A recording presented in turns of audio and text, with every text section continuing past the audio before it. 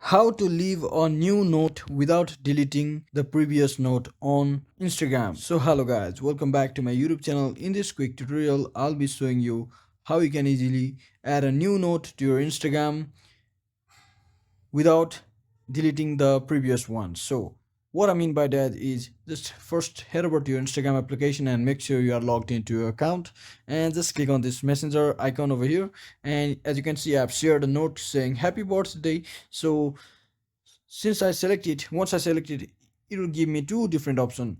So I don't have to actually delete it to add a new note. So I'll just click on this first option, that is leave a new note. So I will simply add something like this and click on share. So as you can see, I don't have to delete it.